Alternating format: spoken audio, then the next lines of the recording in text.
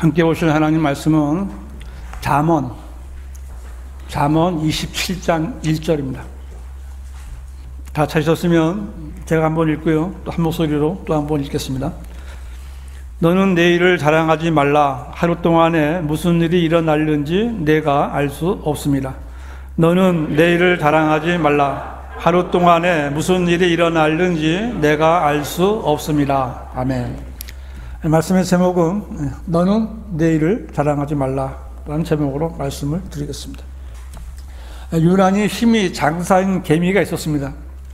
다른 개미들은 쌀 한 톨을 겨우겨우 드는데 이 개미는 쌀 두 톨을 한 손에 번쩍번쩍 드는 거예요. 그리고 많은 개미들은 이 힘센 개미를 우러러봤습니다. 기고만장해진 개미는 이제는 넓은 세상에 가서 이 개미 세상은 이제 적수가 없다. 넓은 세상에 가서 내 힘을 자랑해야 되겠다. 그리고 사람이 많이 다니는 시장으로 나갔습니다. 쌀 두 톨을 들고 이리 던지고 저리 던지고 막 계력을 발휘했지만 누구 하나 이 개미를 바라봐주는 사람이 한 사람도 없었습니다. 오히려 사람들의 그 오가는 커다란 발에 밟혀서 죽고 말았습니다. 돈이 많은 사람은 돈으로 무엇인지 할 수 있다 생각하고요. 지식이 많은 사람은 그 지식의 힘으로 못할 것이 없다고 믿으며 권세가 있는 사람은 그 권세의 힘을 가신하고 자랑합니다. 그러나 하나님 앞에는 인간이 가진 힘이란 겨우 쌀 두 톨을 드는 개미에 불과한 겁니다. 전능하신 하나님 앞에서 저 어리석은 개미같이 무모한 사람들이 얼마나 많은지 모릅니다. 이 사람의 자랑거리는 불치와 같습니다. 성경은 사람에게 자랑하지 말라고 아주 여러 번 강조해서 말씀하십니다. 오늘 말씀에도 너는 내일을 자랑하지 말라. 하루 동안에 무슨 일이 일어나는지 내가 알 수 없음이라고 말씀했어요. 모든 하나님의 말씀이 그렇지만 이 말씀 또한 진리입니다. 살아있는 사람들 중에서 이 말씀이 틀리다고 말할 사람은 아무도 없습니다. 왜냐하면 내일을 장담할 수 있는 사람은 아무도 없기 때문입니다. 내일이 아니라 몇 시간, 한 시간, 더 줄여서 5분, 아니 잠시 뒤에 있을 일을 아는 사람은 없습니다. 결혼식을 마친 신혼부부가 공항에 가다가 사고로 남편이 죽고 또 아내는 병원에 실려갔습니다. 그 전에 우리 직원이 교통사고가 났어요. 집에 가 있는데 한 11시 반쯤 돼서 전화가 왔습니다. 사장님, 사고 났어요. 어딘데? 달려갔습니다. 이 가로수가 이렇게 있는 길인데 양쪽 1차로시 2차로인데 어떤 사람이 술을 먹고 그 길바닥에 엎드려 있는 거예요. 그래서 얘가 이제 가다가 앞에 가던 택시가 이렇게 돌아가는데 그거를 그냥 무심코 지나간 거죠. 바로 뒤에 여기가 까져갔고요. 얘가 이제 뇌가 하얗게 드러났습니다. 직사한 거예요. 그래서 이제 제가 갔는데 이제 그 시체를 실은 차가 왔어요. 119가 아니고 이제 사람이 죽으면 시체를 실는 차가 옵니다. 근데 그 사람이 혼자 왔어요. 나보고 그걸 좀 들어달래. 그래서 이제 그 둘이서 들고 시체를 이제 차에다 실었어요. 근데 그 죽은 사람의 손에 들려진 게요, 그 사람의 결혼 청첩장이에요. 자기 결혼 청첩장을 인쇄해 갖고 집에 가다가 그날 사고를 낸 거예요. 나중에 이제 그 죽은 사람과 이제 결혼하려고 했던 여인을 만났는데 임신했어요. 정말 되게 슬펐습니다. 그 사람은 이제 이제 한 2주 정도밖에 안 남은 자기 결혼식을 앞두고 그렇게 술 먹고 그 길바닥에 자빠져갖고 죽게 된 거예요. 이런 일들 외에도 하루 동안에는 정말 많은 사건들이 일어나고요. 사고를 당한 사람은 참 슬프고 안타깝지만 산 사람은 또 잠시 뒤에 무슨 일이 있을지 모르면서 나는 죽음과는 상관없다, 이런 상태로 살아가고 있는 겁니다. 많은 병원들이 있고 약국들이 있고 많은 사람들이 매일 병원을 찾고 병원에 가면은 사람마다 병실에 꽉 차 있어요.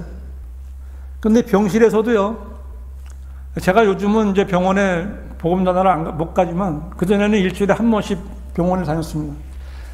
병원에 들어와서 맨 처음에는 죽겠다고 하는 사람이요, 조금만 낮으면요, 입이 막 제일 먼저 움직입니다. 내가 어떤 사람이고 뭘 했고 앞으로 뭘 할 거라고 쉬지 않고 자기 자랑하고 자기 한 일에 대한 자랑을 하는 겁니다. 여러분 한번 병원에 가서 한번 들어보세요. 전부 다 자기 자랑이에요. 들어놓 있으면서도. 인간은 자기 자신들을 자랑하고 자신 있게 살아가지만 얼마나 나약한 존재인지를 알아야 돼요. 사람들에게 옳게 보이는 길이 있으나 그 끝은 죽음의 길이라고 2번이나 성경을 말씀하십니다. 인간이 하나님을 믿고 그분의 보호를 받고 사는 것이 얼마나 큰 복을 받고 사는 것인지 알아야 되는데, 사람들은 이렇게 틈만 나면 하나님을 떠나서 자기 마음대로 살기를 원하는 겁니다.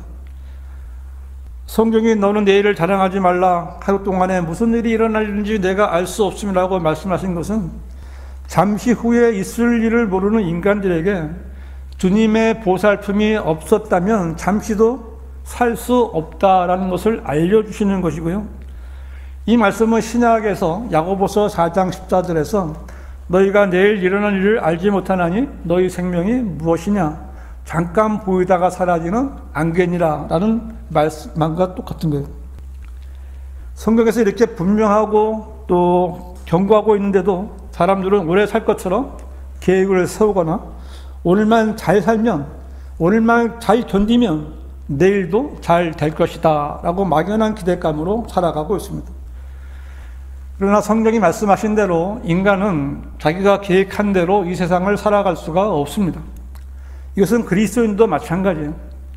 왜냐하면 죄와 거짓과 살인자인 마귀가 인간을 그의 종으로 삼으려고 울부짖는 사자처럼 산길자를 찾아 두루 다니고 있기 때문에 그렇습니다. 마귀는 이 세상의 신으로서 쾌락과 유혹과 탐심과 정욕으로 덫을 놓고 인간들을 실족시키려 하고 있고요. 갖가지 사이비 종교들과 또 공산주의, 진화론과 같은 허구로 인간의 혼을 좀먹고 있는 겁니다. 마귀는 사람들을 술과 마약과 노름과 음란과 방탕으로 이끌어서 계속 타락의 길을 걷게 하고 있어요. 복권을 사는 사람들은 몇십만 분의 1, 몇백만 분의 1의 그 유행을 바라는 사람들이고요. 카지노나 병마나 도박에 빠진 사람들은 완전히 망할 때까지 빠져나올 줄을 모르는 거예요. 낚시에 걸린 물고기는 다른 물고기보다 먼저 먹이를 먹은 것이 아니라 먼저 죽는 겁니다. 낚시를 무는 물고기는 현명한 것이 아니라 빨리 끝장이 나는 거예요. 마귀가 던진 낚싯줄에 걸린 사람은 죽을 때까지 꼭 이 낚싯줄에 걸린 물고기처럼 유행을 바라면서 살다가 허무한 인생을 끝내고 마는 겁니다. 그래서 성경은 오히려 너희가 주께서 원하시면 우리가 살겠고 또 이것이나 저것을 할 수 있으리라고 말해야 할 터인데, 이제 너희가 너희의 자만 가운데 기뻐하고 있으니 그러한 기쁨은 다 악하니라 라고 말씀하고 있습니다. 주님의 뜻을 무시한 채 자기 뜻대로 이것이나 저것을 할 수 있다고 자만하면서 기뻐하는 자들을 악하다고 하셨는데, 사람들은 너나 할 것 없이 누구나 어디에 가서 어떤 일을 해야 수익을 올릴 수 있을까 이걸 생각하고요. 또 수익을 올릴 수 있는 일에 매달리기 마련입니다.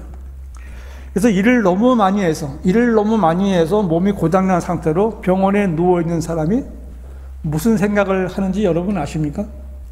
내가 일을 너무 많이 해서 몸이 고장이 나서 병원에 누워있어요. 그 사람이 무슨 생각할까요? 네? 잘 몰라요? 여러분이 만약에 병원에 가 있다면 무슨 생각을 할까요? 빨리 나가서 또 일을 해야 되겠구나. 이 생각만 하고 있는 겁니다, 병원에서. 이 일도 하고 저 일도 하고. 그러나 사람은 자신이 계획을 세우고 어떤 약속을 할지라도 그것이 이루어지고 안 이루어지는 것은 주님께서 원하시는가에 달려있는 것이지 자신의 능력이 아님을 알아야 되는 겁니다.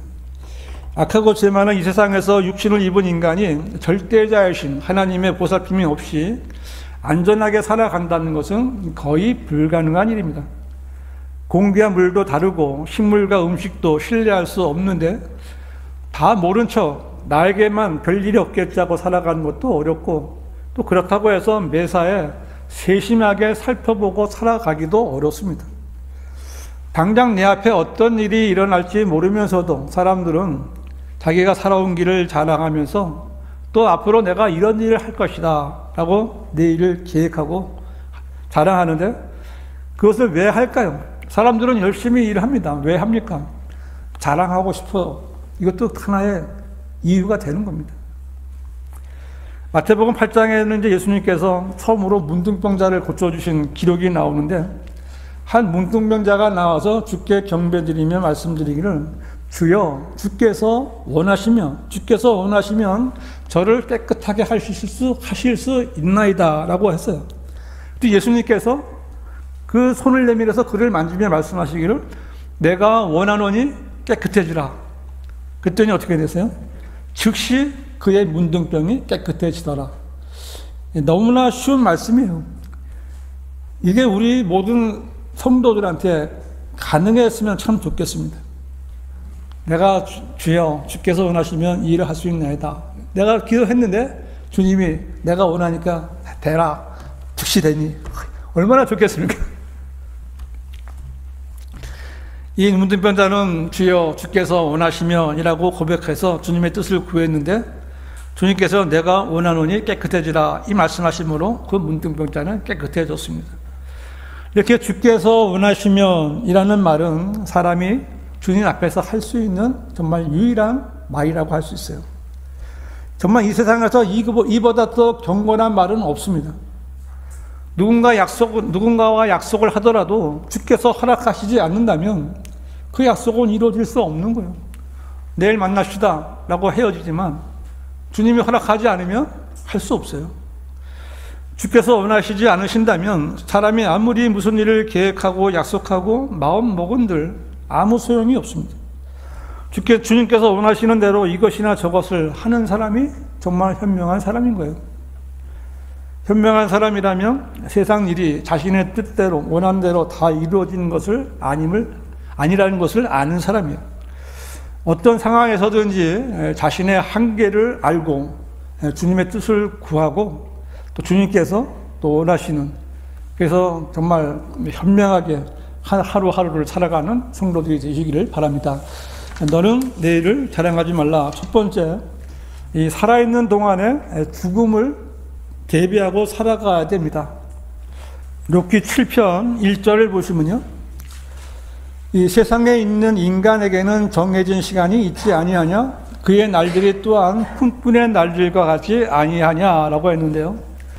이 세상에 태어나서 사는 인간에게는 정해진 시간이 있습니다. 그 정해진 시간이 있다는 것은 그 시간이 끝나면 죽기로 정해져 있다는 거예요. 인간의 날들은 품꾼의 날들과 같습니다. 그 사람의 일한 싹시 그 사람에게 쥐불되는 거예요. 일한 만큼만. 인간은 구원받았건 그렇지 않건 간에 일한 것에 대한 싹을 받게 되는 거예요. 인생이란 사람이 태어났으니까 살아가는 겁니다. 살아가는 게 인생이에요. 태어났다면 살아가는 겁니다. 이 세상에 태어난 사람은 죽을 때까지 살아가는데 혼자보다는 둘이 더 힘이 있고 의지가 되니까 결혼도 하고 아이도 낳고 사는 것이 인생입니다. 사람이 살아있는 동안은 인생이라고 말하지만 죽음은 인생이 끝난 것을 말하는데 생명을 잃은 시체를 말하는 거죠. 끝이에요. 죽을 때 자신의 신체를 떼어내서 기증하겠다고 약속한 것을 자랑하는 사람들이 있는데요. 이 사람들은 여태까지 사용해온 자신의 신체를 가지고 마지막으로 선을 베풀겠다라고 생각할지 모르지만, 이런 자들에게 성경은 너희가 너희의 자만 가운데 기뻐하고 있으니 그러한 기쁨은 다 악하니라 라고 말씀하시는 겁니다. 그런 자들은 하나님께서 정하신 시간을 연장해 보려는 그런 이상한 생각을 하는 교만한 자들인 거예요. 살아있는 사람이 인생을 유지하려면 일을 해야 하죠. 수고는 하나님께서 정해 주신 겁니다. 사람은 일을 해야 살 수 있어요. 사람은 일을 하기 위해, 능력을 얻기 위해 학교에 다니는 거예요. 학교에 가서 공부하고 기술을 연마하고 자기 재능과 지혜를 늘리고 거기에다 땀을 흘려야 살 수 있습니다. 더 많은 수익을 얻기 위해서 부단하게 노력하면서 경쟁에서 뒤처지지 않으려고 애를 쓰는 것이 인생입니다. 사람에 따라서 어떤 사람은 약간 편하게, 상대적으로, 어떤 사람은 아주 힘들게 인생을 살아가는 겁니다. 그 겨울밤에 나가서 고기를 잡는 사람들을 한번 생각해 보십시오. 정말 고생이죠. 요즘같이 더운 여름철에 뜨거운 용광로를 다루는 사람들의 일을 한번 생각해 보십시오. 힘든 일이죠. 아마 힘든 일을 하는 사람은 자신보다 편한 일을 하는 사람들, 땀 안 흘리고 사는 사람들에게 상대적으로 불만이 있을지 모르지만 사람은 나름대로 다 고생을 하고 그 삭스를 받아먹고 사는 겁니다. 자신이 생산한 물건을 다른 사람이 사주어야 또 일을 할 수 있는 여지가 생기는 것이고, 사는 사람도 다른 일을 해서 얻은 수익으로 그것을 사는 것으로 다 생각한다면 세상이 좀 편하다, 힘들다 해서 불평할 일이 아닌 거예요. 이렇게 정해진 시간을 살아가는 사람에 대해 오늘 우리가 본 욥기 7장에서는요, 이 인생을 12가지로 정의하고 있습니다. 앞에 7장 1절에서도 본 대로 인생은 품꾼의 날들과 같다고 했어요. 인간은 누구나 육신적으로나 영적으로든 누군가의 지배를 받으며 살아가고 있는 거예요. 그 다음에 7장 6절에 보시면요, 인생은 배틀의 북과 같다고 했습니다. 배틀의 북은 뒤로 앞으로 왔다 갔다 배틀의 북을 실이 지나가다가 이제 싹둑 잘리고 또 다른 실이 또 지나가는 겁니다. 그리고 7장 7절에 보면 바람과 같다고 했습니다. 바람은 어디서 왔다가 어디로 가는지 모르지만 한번 바람이 지나가면 다시는 오지 않습니다. 그리고 7장 18절에 보면 인생은 시험과 같다고 그랬어요. 운동선수는 훈련을 받을 때 시험을 받는 거죠. 주님께서는 강해에서 시험을 받으셨고 헤롯과 빌라도 앞에서 신문을 받으실 때까지 주님의 전체 인생은 시험의 연속이었습니다. 그 뒤에 8장 9절을 보면요, 인생은 그림자와 같다고 했습니다. 사람의 인생은 태양이 떠오를 때 그림자가 지죠. 질 때까지만 그림자가 있게 되는 거예요. 그림자는 빛이 있을 때만 생깁니다. 인생은 빛과 함께 시작했다가 어둠으로 끝나게 되어 있어요. 또 9장 25절에 보면요, 인생은 전령보다도 더 빠르다고 했습니다. 출발선에 서 있는 경주마는 출발 신호와 함께 박차를 차고 나가는 거예요. 경쟁입니다. 모퉁이를 돌아서 경마장 가면 출발은 다르지만 모퉁이를 돌아서 직선 코스에 다르면 똑같아지는 거예요. 팍 뛰는 겁니다. 직선 코스 앞에 그 도박꾼들이 막 열광하는 거예요. 자기가 번호 써놓은 말이 빨리 달리기를 바라면서. 인생은 경주 트랙입니다. 9장 26절에 보면 인생은 빠른 배와 같다고 그랬습니다. 배가 이렇게 멀리서 오는가 싶더니 조금 있으면 저 수평선 너머로 사라지고 보이지 않습니다. 9장 26절에 인생은 독수리가 날아가는 것과 같다고 했습니다. 독수리가 먹이를 낚아채기 위해 돌진하는 것처럼 인생은 빨리 지나갑니다. 어떤 때는 정말 그 먹이를 잡기 위해서 비행을 멈추고 급강하기도 하는 거예요. 또 13장 25절에 보면요, 인생은 바람에 이리저리 굴러다니는 나뭇잎과 같다고 했습니다. 나뭇잎은요, 이제 떨어진 거예요. 나무에서 무기력하고 너무도 약해서 폭풍 앞에 파리처럼 떨어져서 낙엽더미 위에 떠가는 겁니다. 또 14장 10절에 보면요, 14장 10절에 인생은 꽃과 같다고 그랬습니다. 이 꽃들은 수고도 하지 않고 길쌈도 하지 않아도 활짝 피어나지만 꽃의 영광은 잠시뿐이에요. 곧 시들어버리는 거예요. 성경은 사람의 영광이 풀의 꽃과 같다고 했습니다. 짧은 거죠. 14장 10절에 인생은 소멸되는 썩은 나무와 같다고 했어요. 죄들이 사람의 내부에서 좀 먹고 외부는 나이가 들어 썩어가는 겁니다. 잠시 후에 쓰러지게 되고 불에 태우는 것 말고는 전혀 쓸모가 없어요. 그리고 30장 15절에 한 번 더 보면 30장 15절에 인생은 구름과 같다라고 말씀하고 있습니다. 구름은 단단한 것이 아니에요. 바람에 이리저리 움직이다가 안개와 같이 잠깐 보이다가 사라지곤 하는 겁니다. 이처럼 우리 인생은요, 뭔가 건더기가 없어요. 이 모든 비유에서 또 계속 강조해서 반복하는 것은 한 가지 진리가 있는데, 이 다양한 특성과는 상관없이 분명하게 드러나는 한 가지 주제는요, 인생은 짧다는 겁니다. 인생은 짧은 거예요. 사람에게 주어진 모든 것이 움직이거나 급속도로 변합니다. 급속도로 지나가다가 사라지는 거예요. 사람들이 시계 소리를 째깍째깍 이렇게 하는 거라고 하지만, 어떤 사람이 들을 때는 빨리 시간이 그런 겁니다. 모든 사람은 어느 날 갑자기 정해진 곳으로 가는 거예요. 살아있는 사람은 죽습니다. 태어난 사람은 한 번은 죽는 거예요. 그래도 죽지 않을 확률이 죽는 확률보다 많다고 안이하게 살아가는 것이 사람이에요. 언제 죽을지 모른다는 사실에 죽지 않을 것처럼 스스로 위로받고 사는 사람이 많은 겁니다. 인간의 죽음은 계속됩니다. 어제도, 오늘도, 내일도 계속되는 거예요. 사람이 언젠가 자신이 죽는다는 것을 안다면 정말 죽음을 대비하고 사는 삶이 가장 잘 사는 거예요. 그냥 그 죽음을 거의 생각하지 않는 그런 청년들이, 학생들이 있습니다. 제가 가서 복음을 전하면서 이렇게 얘기해요. 학생은 하고 싶은 게 많지? 네. 그래? 그거 다 하고 나서 다 성취한 다음에, 하고 싶은 대로 다 한 다음에 죽어서 지옥에 가면 무슨 소용이 있지? 인상이 찌푸러지는 거예요. 지옥 생각 안 하는 거죠. 열심히 잘 되는 것만 바라는 거예요. 그리고 이제 지옥에 가는 거야. 그 지금 먼저 지옥에 가지 않는 거를 구원받는 게 좋은 거야. 이렇게 하면은 그래도 반은 받아들입니다.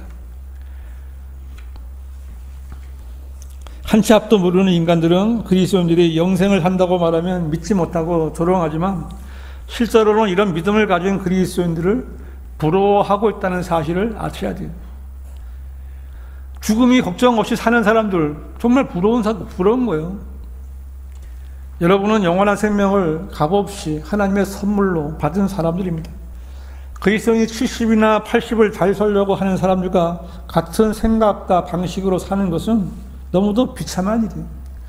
그리스도인은 인생이 끝나는 것이 다가 아닌 거예요. 영원한 생명을 사는 겁니다. 그래서 이 땅에서 잘 사는 사람을 부러워하는 것보다 더 비참한 구원받은 사람은 없는 거예요. 이 세상에서 잘 사는 것을 부러워하는 그리스도인은 비참한 사람이에요. 자신이 하나님으로부터 받은 그 영원한 생명이라는 선물이 얼마나 귀하고 좋은 것인지를 알아야 되는 거예요. 내일을 모르는 사람이 살아있을 때 죽음을 대비하고 사는 것보다 더 중요한 일은 없습니다.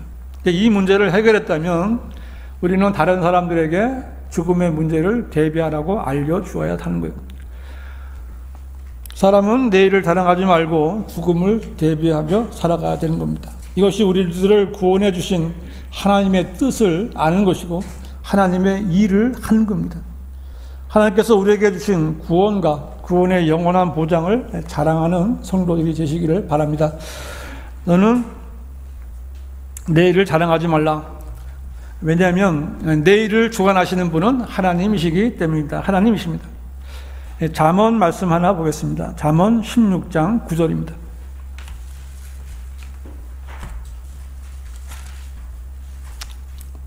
사람의 마음이 자기의 길을 계획하나 주께서 그의 걸음들을 인도하시느니라 그랬습니다.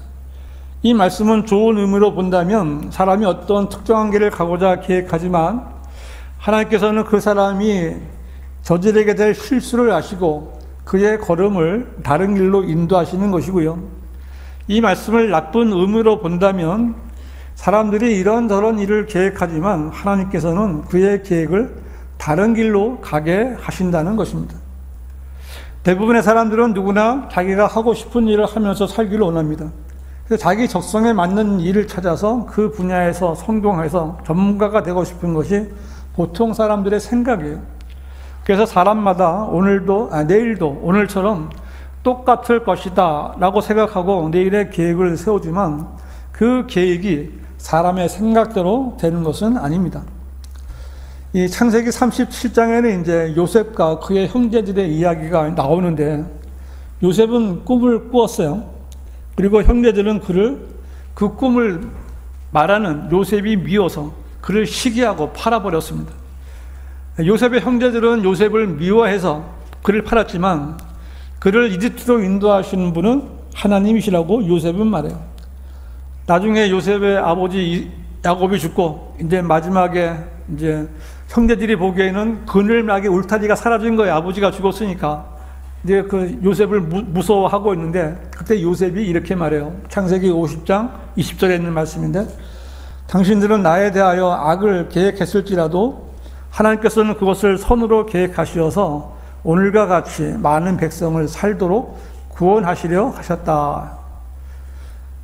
요셉은 자신이 총리가 되고 자기 가족들이 이렇게 이집트로 오게 됐을 때 그때 하나님의 계획을 알게 된 거예요.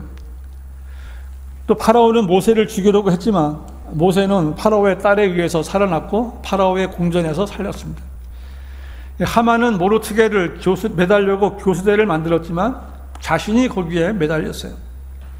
이처럼 사람은 이런저런 일을 계획하지만 하나님은 그의 걸음을 다른 길로 가게 하실 수 있는 겁니다.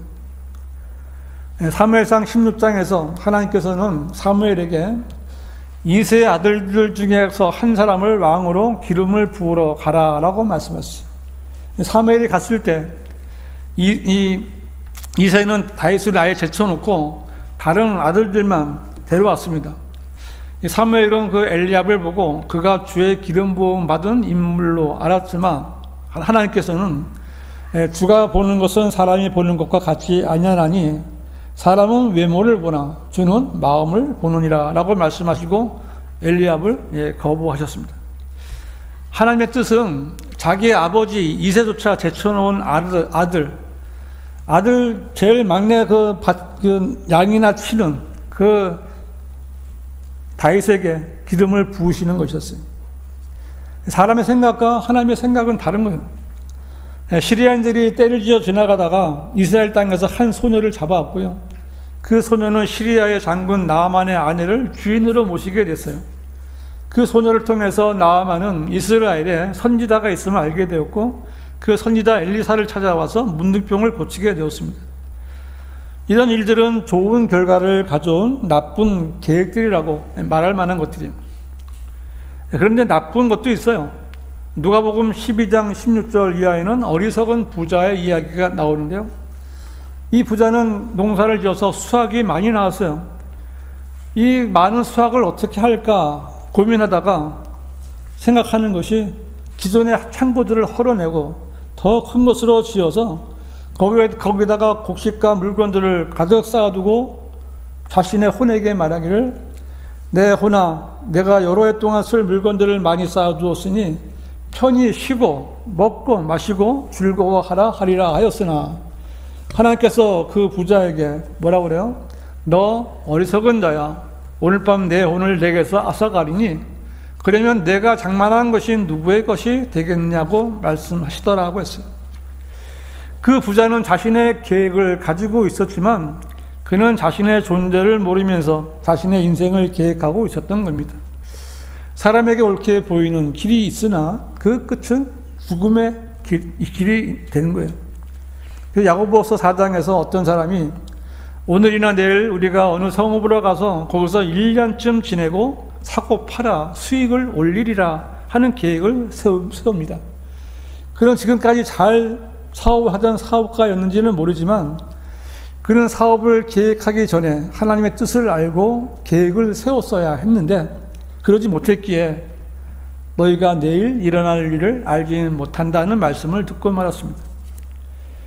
사람들이 말하기를 내 인생은 나의 것이다 라고 말하며 자신이 현명한 것으로 생각하고 자기 뜻대로 세상을 살려 하고 그 일들이 자신의 계획대로 이루어지면 자랑하는데 대부분 사람들의 계획은요, 재물과 명예를 얻는 겁니다. 열심히 노력하면 어느 정도의 재물과 명예를 얻을 수 있겠지만 하나님께서 그것을 향유할 능력을 주시지 않으신다면, 그 시간을 주시지 않는다면 그 사람이 모은 것은 모두 타인이 그것을 향유하게 되는 겁니다. 사람은 누구든지 육체 가운데 있다면 자신이 지혜롭든지 힘이 센 용사든지 얼마큼 부자이든지 자기가 가진 것을 자랑하고는 자신이 가지고 있는 것보다 더 많은 지혜와 힘과 재물을 얻기 위해 또 다른 계획을 세우기 마련인 거예요. 또 다른 자랑거리를 만들어야 되는 거예요. 그러나 하나님 앞에서는 자랑해서는 안 돼요. 자랑은 교만입니다. 왕 중에 왕이라고 불린 느부갓네살 왕이 있었어요. 그는 정말 그 성경에서 왕 중에 왕이라고 인정받은 하나님의 종이었습니다. 이방인 왕이었지만 이방인의 때를 시작한 사람이에요. 그는 왕 중에 왕이었지만 사람들이 많을 때 자랑한 것이 아니고요. 혼자 있을 때 아주 겸손하게 자기 자랑을 했어요. 왕이 일러 말하기를 자기 왕국을 바라보면서 이것이 내가 내 권세의 힘으로 내 위엄의 영예를 위하여 왕국의 집을 건설한 위대한 바빌론이 아니냐 하였더니 그의 말이 왕의 입에 아직 있는데 하늘에서 한 음성이 내려 말하기를 오 느부갓네살 왕아 내게 말하노니 그 왕국이 내게서 떠났느니라. 이 느부갓네살 왕은 입 밖에 나오지도 않고 겸손하게 혼자 있을 때 이것들이 내가 내 권세의 힘으로 내 위엄의 영예를 위하여 건설한 위대한 바빌론이 아니냐 말하는데 즉시 그 왕국이 내게서 떠났느니라 이 소리를 듣고 말았어요. 그리고 그 말씀이 들린 즉시 사람들에게 쫓겨나서 강야로 쫓겨나서 소처럼 풀을 먹고 짐승처럼 살았어요. 하나님께서 정하신 시간이 지난 뒤에 그 왕은 정말 겸손해져서 하나님을 찬양하고 칭송하고 하나님을 존경합니다 라고 고백했어요.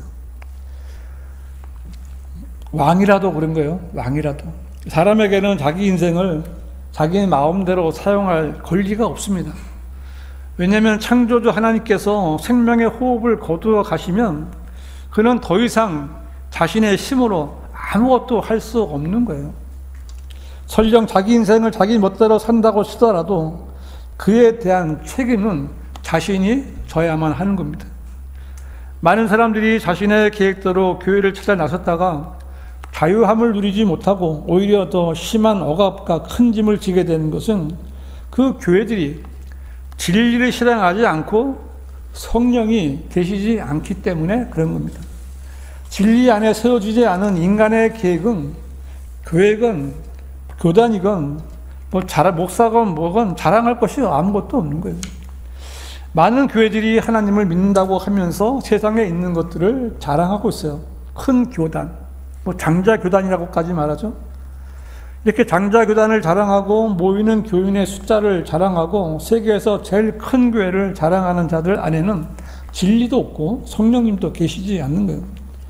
만약에 그 안에 진리가 있고 성령께서 계시다면 그런 자랑을 하지 않을 거예요. 우리들이 바른 성경을 토대로 하나님의 뜻에 따라 살고 있다면 정말 이보다도 잘 살 수는 없는 거예요. 가장 잘 사는 겁니다. 어떻게 해야 돼요? 우리는 말씀 안에서 계획을 세워야 돼요. 내 마음대로 계획을 세우면 안 돼요. 말씀 안에서 계획을 세우고 그 일이 세워졌을 때 주께서 원하시면 이 일을 이루어 주시기를 기도할 수 있는, 그래서 그 일을 이루어 갈 수 있는 성도들이 되시기를 바랍니다.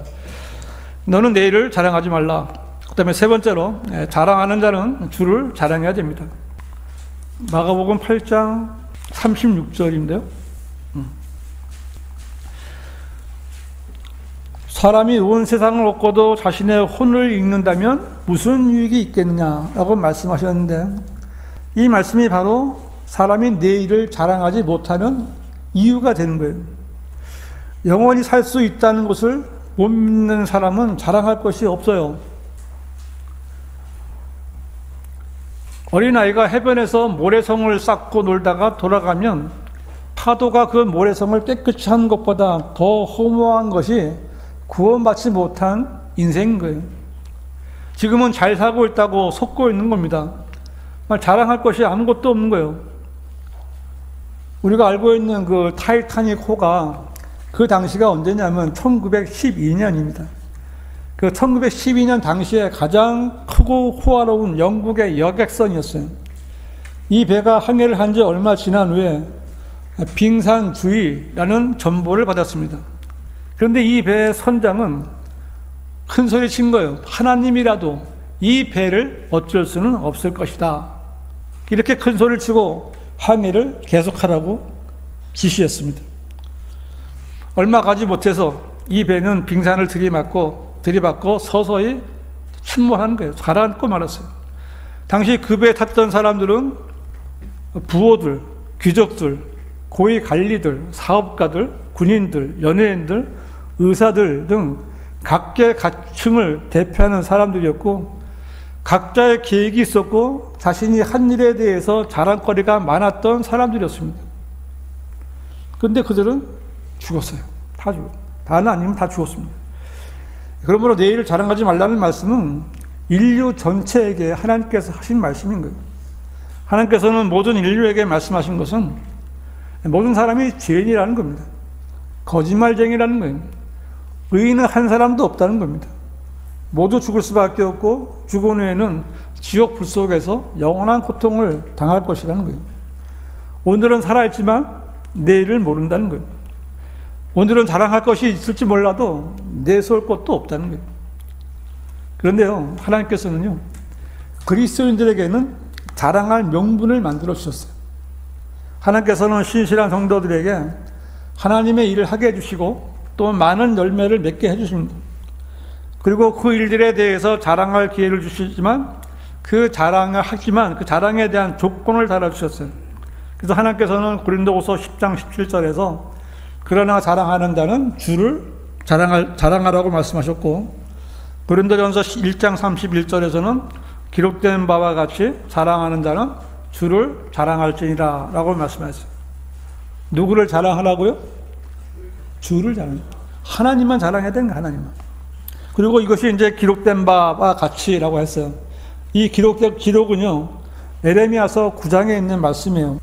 9장 23절에 주가 이같이 말하노니 현명한 자는 자기 지혜를 자랑하지 말며 용사는 자기 힘을 자랑하지 말고 부자는 자기의 부를 자랑하지 말라.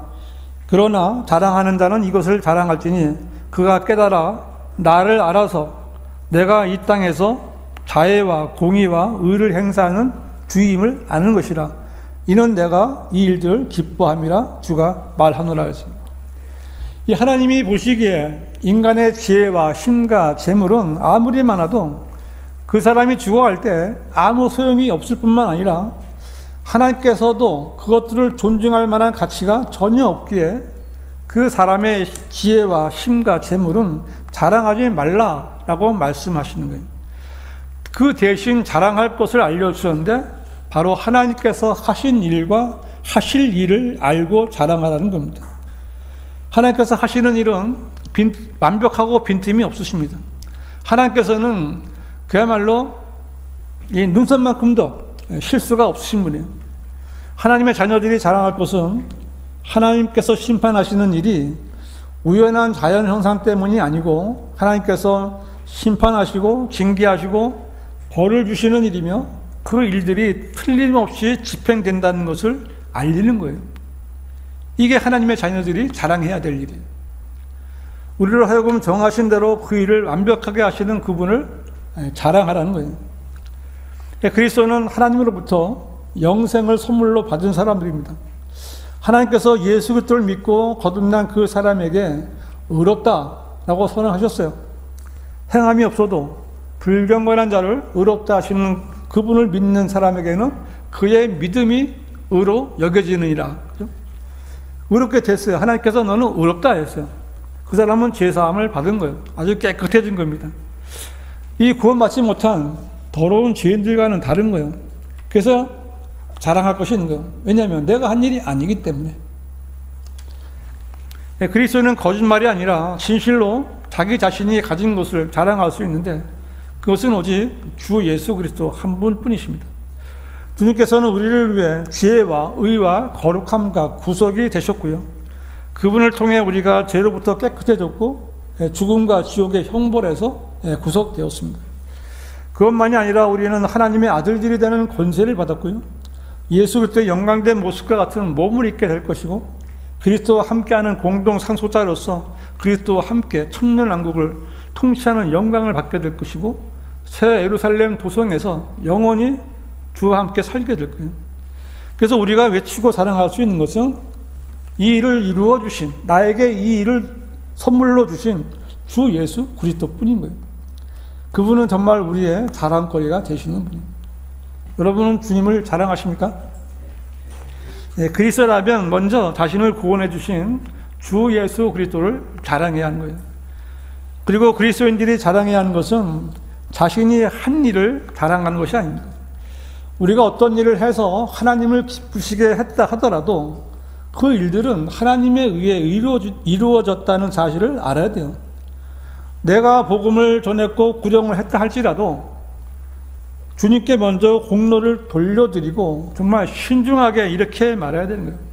주님께서 그 혼들을 나에게 붙여주셨습니다. 주님께서 그 일을 하셨습니다. 하고 주님께 영광을 돌려드리고 주님을 자랑해야 하는 거예요. 요즘은 목사들이 그 연장이 좋아졌다고 그래요. 그래서 목사들은 이제 많은 사람들이 한꺼번에 다니지 않고 소수의 적은 사람들의 인원들이 아주 많은 일을 하는 것을 우리가 볼 수 있는데요. 그러나 연장이 아무리 좋아도 목수가 일을 하지 않으면 어떤 일도 할 수 없음을 알아야 돼요. 연장을 많이 갖다 놓고 목수가 일 안 하면 무슨 일이 되겠습니까? 아무 일도 안 되는 거예요. 연장은 목수가 아닙니다. 그리스도인은 목수가 아니에요. 그리스도인은요, 연장이에요. 목수는 주님이에요. 주님께서 우리를 이렇게 들어서 써주시면 우리는 망치가 될 수도 있고 칼이 될 수도 있고 말씀이 될 수도 있는 거예요. 그리스도인이 나가서 복음을 전할 때 여러 곳에서 같은 복음을 전하지만 어떤 곳에서는 사람들이 구원받는 일이 있는가 하면 어떤 곳에서는 단 한 명도 반응을 보이지 않을 때도 있습니다. 복음을 전하는 사람들의 말이 사람들을 변화시키는 것이 아니라는 것을 알아야 돼요. 바로 주님께서 우리가 전하는 말씀을 통해서 주님이 사람을 변화시킨다는 사실을 알아야 됩니다. 이 도구로 쓰인 연장은 도구일 뿐 목수가 아니라는 것을 알아야 돼요. 그리스도인들은 하나님이 쓰시는 연장입니다. 연장이에요. 연장을 가지고 일을 하는 목수는 주님이십니다. 연장이 목수 앞에서 자랑할 것은 아무것도 없는 거예요. 여기에 이렇게 컵에 물이 있어요. 이 컵이 내가 물을 담고 있지. 자랑합니까? 안 하잖아요. 그냥 담고 있을 뿐이잖아요. 자신을 연장으로 써주시는 주님만을 자랑할 수 있어야 돼요. 주님을 기뻐하고 주님만을 자랑하는 성도들이 되시기를 바랍니다. 결론적으로 하루 동안에 무슨 일이 일어날지 모르는 사람들은 내일을 자랑할 수 없습니다. 그러나 내일 무슨 일이 있을 것인지 아는 사람은 내일을 대비해서 오늘을 살기 때문에 내일을 자랑할 수 있는 거예요. 그리스도인인 우리들은 하나님의 나라와 하늘나라에 대해서 잘 알고 있고 자랑할 수 있습니다. 그것은 하나님께서 예비하신 곳이에요. 영생이 있는 곳입니다. 그리스도인은 지금은 비록 이 지상에 살고 있지만 주 하나님을 자랑하고 하나님의 것을 자랑해야 하는 겁니다. 하나님의 것이 내 것이에요. 하나님을 알아야 되고 하나님의 말씀들을 알아야 됩니다. 그래서 구원받은 그리스도인을 할지라도 하나님의 말씀들을 알지 못하면 소경이에요. 벙어리예요. 기머거리로 살 수밖에 없는 거예요. 세상에 교회들이 많지만 그들은 하나님에 대해서는 자랑할 것이 없습니다. 거듭나지 못한 사람들을 모아놓고 하는 혼적인 찬양과 경배는 하나님께서 받지도 않으시는 거예요. 교회에 온 사람들에게 복음을 전해서 구원받게 하고 하나님의 말씀을 가르쳐 양육하지 못하고 교단 교리나 가르치고 교회와 상관없는 절기나 지키면서 돈봉투를 돌리는 자들은 세상에다 교회나 목사 이름을 자랑하지만 그들은 하나님은 자랑할 줄 모르는 거예요. 그들은 하나님의 이름을 더럽히고 하나님을 거짓말쟁이로 만드는 가증한 자들입니다. 그러나 우리에게는요, 정말 자랑할 것이 있어요. 우리는 구원받았잖아요. 바른 성경이 있잖아요. 또 바른 성경과 일치하는 성경적인 교리가 있잖아요. 말씀대로 지키고 가르치고 온 성도들이 다 구원받고 영과 진리로 경배드리는 교회가 있어요. 아까 점심시간에 누가 잠깐 어떤 형제가 얘기하는데 다른 교회 가지 말라. 가지 말아야 돼요. 가면 다른 교회 가서 앉아있으면 앉아있는 순간부터 거짓말로 오염되는 거예요. 더러운 것에 오염되는 겁니다. 무엇보다도 우리의 자랑이신 주 예수 그리스도가 계시는 거예요. 우리를 위해서 예비된 우리의 본향인 하늘나라가 어디 있는지 알고 있는 거예요. 우리는 하늘나라에 가면 무슨 일이 있는지, 지금 하늘나라에서 무슨 일이 일어나고 있는지 우리는 알고 있어요. 내가 영접하고 내가 섬기는 주님을 자랑하는 우리들의 자랑을 통해서 주님을 알지 못했던 더 많은 사람들이 구원을 받고 하늘나라를 사모하며 살게 되기를 바라는 것이 우리의 마음이 되어야 되는 거예요. 그게 우리의 자랑거리가 되어야 되는 거예요. 주 예수 그리스도를 사랑하는 성도들로서 하나님의 일을 하면서 정말 주님만을 자랑하는, 주님께서 여러분 한 사람 한 사람을 정말 하나님께서 욥을 자랑거리로 여기셨던 것처럼 여러분 한 사람 한 사람이 주님의 자랑거리로 모든 사람들에게 어떤 영적인 어떤 세상에서 우리 주님이 자랑할 수 있는 성도들이 되시기를 바랍니다. 기도하시겠습니다.